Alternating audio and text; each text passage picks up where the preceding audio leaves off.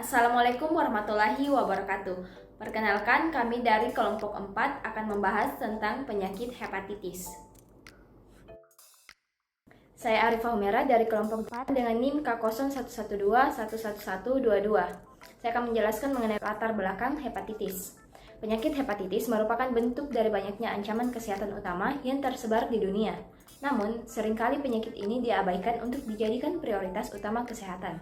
Perkembangan penyakit ini memiliki ciri khas yang melekat terhadap gaya hidup seseorang. Berdasarkan data dari WHO, di Asia Tenggara terdapat 39,4 juta orang yang hidup dengan hepatitis B kronis dan 10,3 juta orang yang hidup dengan hepatitis C kronis. Di Indonesia dengan angka penduduk yang sangat besar, maka akan berjalan beriringan dengan konsekuensi besar untuk terjadinya penyakit. Indonesia adalah negara yang menjadi endemis dari hepatitis B. Setiap tahunnya terjadi 1,4 juta kematian yang diakibatkan penyakit hepatitis. Di Indonesia, Kupang merupakan daerah dengan angka prevalensi tertinggi kasus hepatitisnya, yakni untuk jenis hepatitis B, sebanyak 25,61%. Masyarakat mengenal penyakit hepatitis sebagai penyakit kuning yang merupakan terjadinya peradangan pada organ hati. Tingginya angka kasus penyakit hepatitis ini perlu kita telusuri lebih lanjut penyebabnya. Dikarenakan penyakit ini merupakan penyakit yang menular, maka daya untuk menginfeksi seseorang cukup tinggi. Secara umum, penyakit hepatitis terbesar disebabkan karena infeksi virus, yakni infeksi virus hepatitis A, B, C, D, dan E, yang akan selanjutnya dibahas oleh teman saya. Beberapa faktor mengenai pola penyebaran dan penularan penyakit hepatitis meningkat, seperti melalui makanan, kontak cairan tubuh, dan lain-lain. Oleh karena itu, diperlukan adanya pemahaman terkait salah satu penyakit endemis di Indonesia ini, yakni penyakit hepatitis, untuk mencegah terjadinya peningkatan angka kasus penularan dan kesakitan akibat penyakit ini. Sekian dari saya, terima kasih. Pembahasan selanjutnya akan dilanjutkan oleh teman saya, Alia. Baik, di sini saya akan menjelaskan mengenai gambaran epidemiologi hepatitis. Insiden hepatitis virus yang terus meningkat semakin menjadi masalah kesehatan masyarakat. Penyakit tersebut penting karena mudah ditularkan, memiliki mobilitas yang tinggi, dan menyebabkan penderitanya absen dari sekolah atau pekerjaan untuk waktu yang lama. Sebanyak 60% sampai 90% kasus hepatitis virus diperkirakan berlangsung tanpa dilaporkan. Keberadaan kasus-kasus subklinis, ketidakberhasilan untuk mengenali kasus-kasus yang ringan, dan kesalahan diagnosis diperkirakan turut menjadi penyebab pelaporan yang kurang dari keadaan sebenarnya. Meskipun kurang lebih 50% orang dewasa di Amerika Serikat telah memiliki antibodi terhadap virus hepatitis A, banyak orang yang tidak mengingat kembali episode atau kejadian sebenarnya yang memperlihatkan hepatitis. Nah, selanjutnya saya akan menjelaskan mengenai definisi hepatitis. Apa sih hepatitis?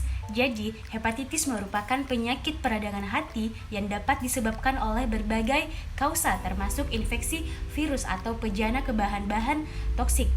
Menurut Sujono, pada tahun 1999, hepatitis adalah suatu proses peradangan difus pada jaringan yang dapat disebabkan oleh infeksi virus dan oleh toksik terhadap obat-obatan serta bahan-bahan kimia. Baik, itu saja penjelasan dari saya. Selanjutnya akan dilanjutkan oleh rekan saya. Baik, perkenalkan, nama saya David Cesar. Saya akan menjelaskan mengenai jenis-jenis hepatitis dan etiologinya.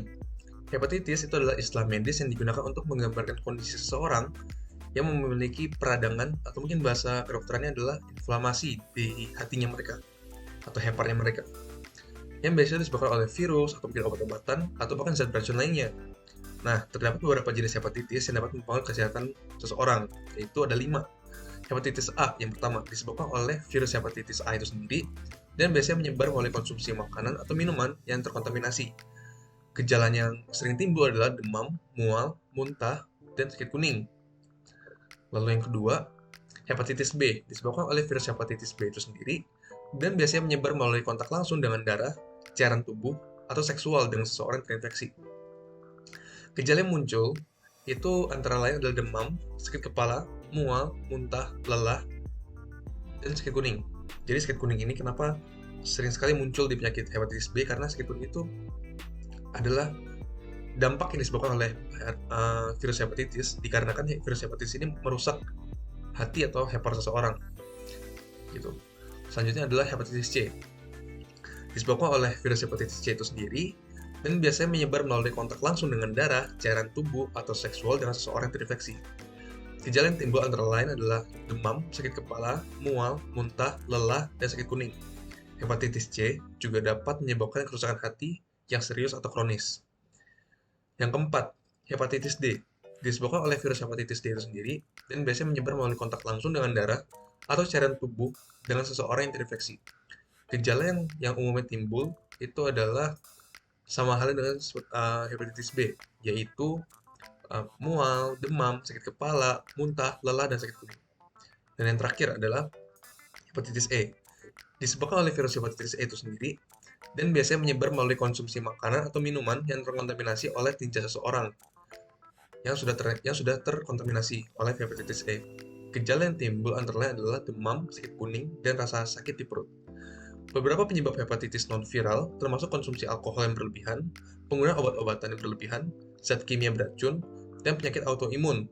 Faktor-faktor ini termasuk kurangnya kebersihan, penggunaan jarum suntik yang tidak steril, serta kontak langsung secara seksual tanpa menggunakan alat kontrasepsi seperti kondom dengan seseorang yang terinfeksi. Begitu dari saya, selanjutnya akan saya serahkan kepada pemateri selanjutnya.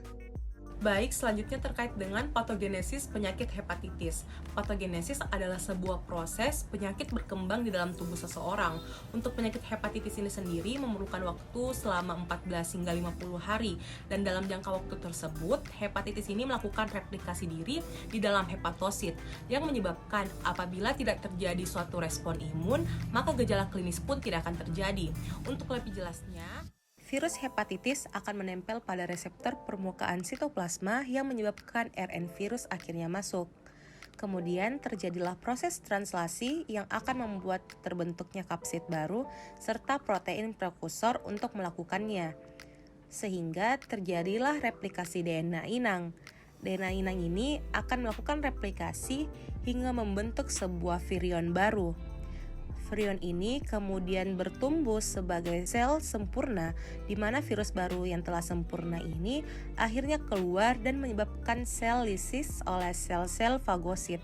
Dalam proses penularannya, hepatitis memiliki dua macam rute, yaitu enterik dan juga parenteral. Untuk rute enterik ini dilakukan oleh hepatitis A dan E. Dengan metode segala apapun yang kita makan, baik itu makanan maupun minuman, yang telah terkontaminasi oleh orang yang terinfeksi, dan juga diperparah oleh sanitasi yang buruk.